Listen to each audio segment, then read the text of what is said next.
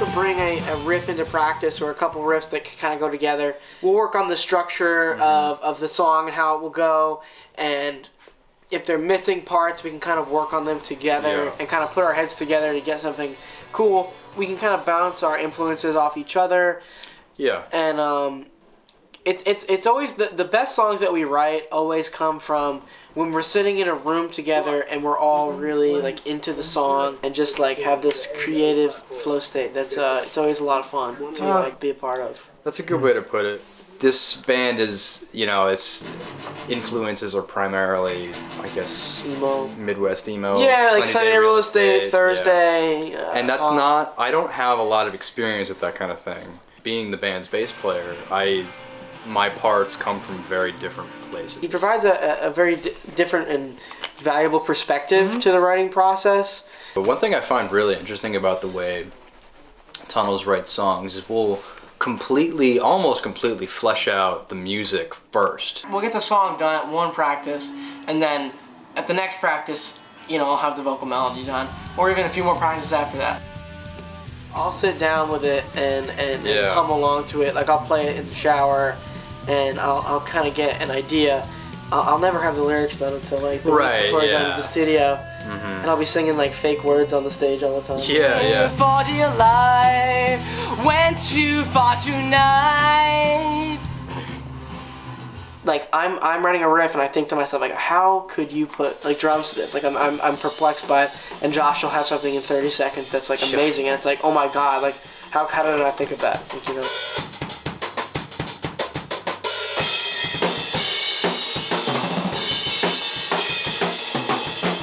Goes off. He's got some great stuff on Gibraltar. Yeah, he does. Well, he wrote that one too, so. We were recording Slap Shop, and at the beginning of that song, there's a pick scrape that I can never get correct live. We were doing the pick scrape, and I couldn't get it. I did like 10 tries on it, or maybe like 5. And Jacob did a couple. Jacob did a million tries.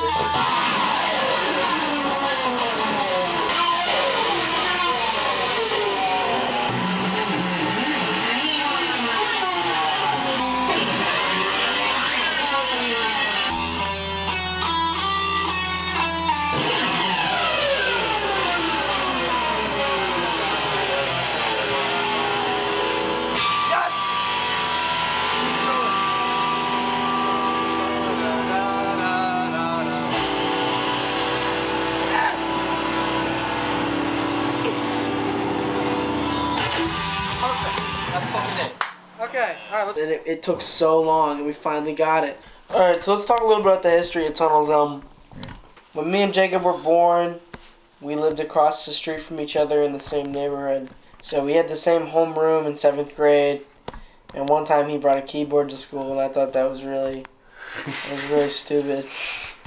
Like, what the fuck, why did he bring a keyboard to school? But he had metal shirts, and I wore metal shirts, so we started talking to each other about metal bands that neither of us listened to. Like, we talk about Slayer to each other, and neither of us listen to Slayer or give a fuck about it. Just like the name Slayer kind of carries Slayer, yeah. But neither of us cared about Slayer. Like, now we're bandmates, and I think it's still really cool that we're still interacting with music, and for each of us to see the way we've kind of grown up over the years, I think is pretty cool. We had one practice in 7th grade, and he ripped some riff from like some like video games. Dragon Ball Xenoverse 2. And then COVID hit. We didn't practice for like a couple years. You know, most practices kind of ended up like playing video games at his house. So that kind of fizzled out. Sophomore into junior year. I really loved The Cure at that time, and I was obsessed with the idea of being in a Cure cover band. So I was like, Jacob, we should play in a Cure cover band.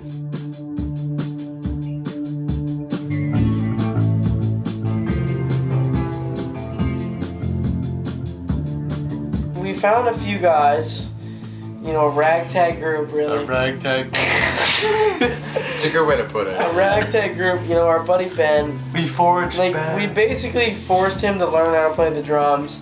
When we played Battle of the Bands, like he had like 3 months of drum experience.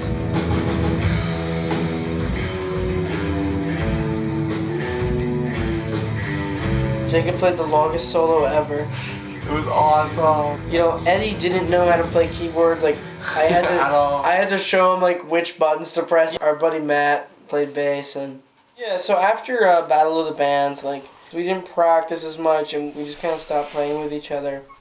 Around August, Jacob sent me a message and was like, "Oh, I heard about this guy that he's a drummer."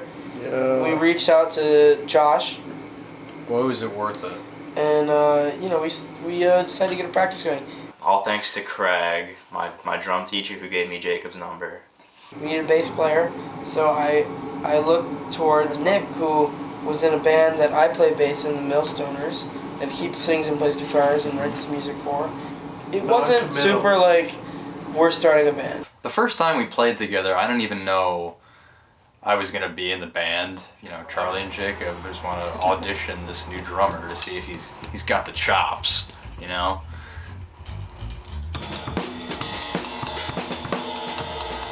That practice, that very first practice, it was like, all right, same time next week. I guess this is the lineup of this new band, and I was like, fuck it, all right. I think Nick is like, it wouldn't be Tunnels without Nick, because I think about it, like, nobody could write those bass parts. Like, he just latches on to like Jacob's guitar parts so quickly and comes up with something amazing. I mean, if you look back on the first videos from our practice, we didn't sound that great. But it felt like we did. Yeah, it was cool. Like when we played 7 for the first time, it was like.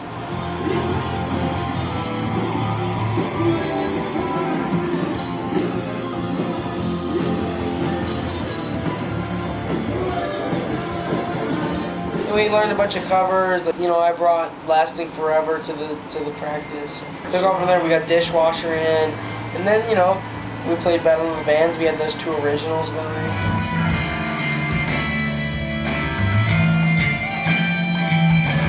We started writing a bunch of songs. We had our first show at Pino's.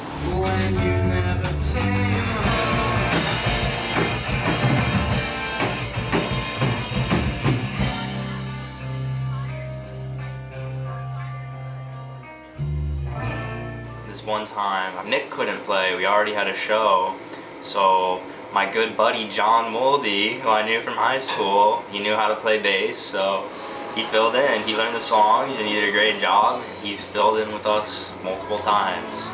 Amazing time. You know, Nick, his bass lines are insane, unheard of. Like, oh my God, they're fun to play, they sound great. Yeah, I'm just happy that I could be a part of this big thing, and I know it's gonna be big.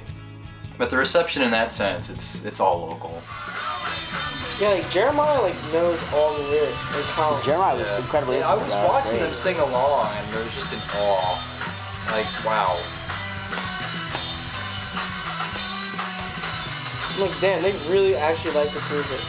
They're not capping. Yo, it sounds really good. Like, it feels so good to see people really enjoying the music that we make. See all my friends putting like the songs in their IG notes. The love we've gotten it's so surprising to me. It's really special what's kind of culminated with this whole project. It's as everybody knows, it's so hard to quote unquote make it, right? So we put a lot in the sense that Charlie is fantastic at networking. He gets us a whole bunch of gigs. Right now, I mean, this stretch going from this month to next, we have stuff pretty much every weekend. It's kind of crazy, and we like it that way.